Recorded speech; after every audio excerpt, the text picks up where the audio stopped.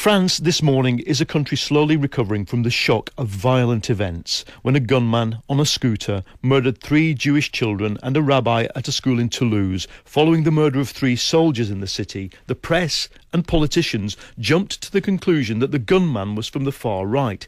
In fact, Mohamed Merah, cornered and eventually killed as he tried to shoot his way out of a protracted siege, was an extreme Islamist who'd been seen on a council estate brandishing a sword and shouting the words Al-Qaeda.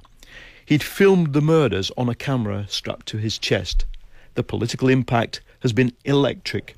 David Chazan reports.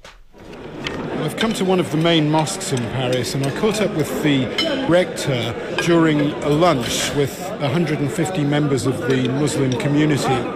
We fear that what has happened with the death of Mohamed Merah is the reason why other young Muslims could be tempted to imitate him and to be a new problem in France. The rector of the Grand Mosque of Paris, Dalil Boubacar, he says Mohamed Merah was a murderer, not a martyr, but his concern that Merah could become a hero in the eyes of disaffected young Muslims is shared by government ministers. And the rector is also worried about a possible political backlash against Muslims in the run-up to the elections in a few weeks. Also in the news here has been the 50th anniversary of Algeria's independence from France after a long war. The Algerian-born rector says the relationship between the French and the Algerians can still be difficult. Algerians in France, who are the majority of Muslims in France, have a special history with France. Some of them are very, very French. Some, as me, are very integrated. And some of them cannot forget what happened in Algeria during the war. But perhaps things are slowly starting to change. In a kebab shop near a university, I met a student of Algerian origin, Amaria. This year it's the first time that they speak about in the media. So that's a good thing, you feel? Yes, because they have to admit that they have made errors. And that's a view shared by many other Arabs in France. Abdul has lived here for 10 years. The media, the French media, actually it's the first time to speak about it openly. Before, it's been the taboo subject. 1 million Algerian has been massacred. It left a big crack between both two societies. But many French people also died, and there are deep scars on both sides. Maya Vidon is a French journalist. Many French people have had to leave Algeria, and many Algerians are holding grudges against the way that they had to free themselves from the French. Do you think what happened in Toulouse last week, the killings of 7 people by a man of Algerian origin, is going to inflame tension? I believe it's a possibility, yes, especially now that the economy is so bad in France with this global financial crisis. A lot of people believe that we have to close down our borders and get rid of the immigrants. I'm joined in the studio by Nabila Ramdani, a French journalist who specialises in the country's relationship with the Arab world. On the line from Paris by Hervé Mariton, an MP from the ruling UMP party, and from Oxford by the philosopher and historian Theodore Zeldin, who sat on a commission advising President Sarkozy on the future of France. Good morning. Good morning. Nabila, the sight of French special forces in a protracted siege, heightened language about halal meat, French values, where does this all leave the relationship between the French state and its Muslim minority? Well, I have to say that this tragedy has already started a debate about Islam in France, but in my view, for all the wrong reasons. Of course, dramatic events tend to provoke extreme debates, and that's exactly what we're seeing in France. And the far right, which increasingly includes President Sarkozy's coalition, wants to portray characters like Mohamed Merah as representative of militant Islamists who live in France, but also in other parts of the world. But I'm afraid that drawing this kind of conclusion is tantamount to suggesting that somebody like Breivik, for example, the Norwegian serial killer, represents the far right in Norway. He simply doesn't. Hervé Mariton in Paris, good morning. Good morning. Monsieur Mariton, can you just fill us in? What do we know precisely about this man's motivation? Where he got the guns? Where did he get the training? Was he a loner, or was it a planned attack with a logistical tale behind it? We know he got the training in Afghanistan. We don't know much apart from that. But I would say that most of the discussions today come on the influence of terrorism in France, the link with Al-Qaeda. And what I just heard about the relation between what has happened in Toulouse and the fate of the Islamic community in France is not the topic of discussion at the present.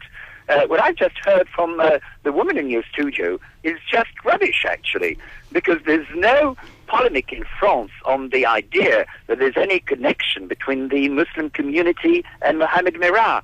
The connection has been underlined between Mohammed Merah and Al-Qaeda and the fight on which we are in Afghanistan against terrorism. That's the issue. The issue is not the Muslim community in France, and you can't say that there are any connections between Nicolas Sarkozy and the far right in any way. Nabila Ramdani? Well, I don't think that's quite true, because the French government was quite prompt to highlight this young man's links with terrorist organizations, and even admitted that this man was under surveillance for several years. And yet it's now trying to distance itself from this previous assumption, precisely because there has been huge security failings in the whole handling of this tragedy. This was a man who was a known extremist. His links with terrorist organizations were known, and yet the government failed to prevent such atrocities from happening, and this is coming to the fore, and it is hugely embarrassing for Sarkozy's government. I just want to bring in now Theodore Zeldin. Good morning, Mr. Zeldin. Hi. One of France's, or one of the most authoritative historians of France. Can you just throw some historical perspective onto this? Where does it sit in the whole development of the Sarkozy presidency, the whole issue of the Algerian minority, and how will it affect the elections? Well, the French have always been importers of immigrants, and they used to have trouble with Italians, Poles, Portuguese, and now it is with the Algerians, who are suffering from the fact that they have twice as much unemployment as the rest of the population, and among young people in certain suburbs, as many as 42% of young people are unemployed. And this is a driver of what? Radicalism, or simply? Well, it's of despair. What else should they do? And the answer, which is not being applied, is saying, let us stop isolating these people and have conversations with them. And we have experience of young people who said, I have tried to speak to French people and nobody will speak to me, no one will employ me, I am completely alone, what shall I do? Blow myself up.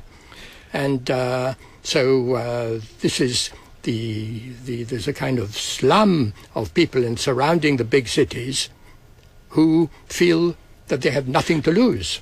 Hervé Mariton, should we be concerned that the radicalism, which we all know exists in the French banlieue, in the estates, the suburbs, switches from essentially an economic issue — we've seen riots in those places before over student fees — to some form of Islamist or Islamic radicalism?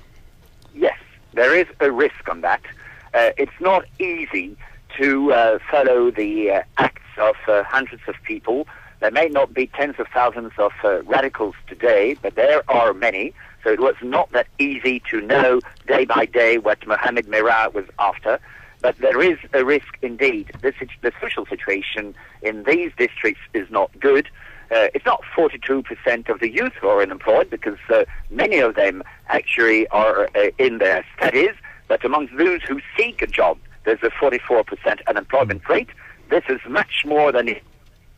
What should President Social Sarkozy... difficulty, and it may come into political difficulty, and obviously the link between social instability and political extremism can come.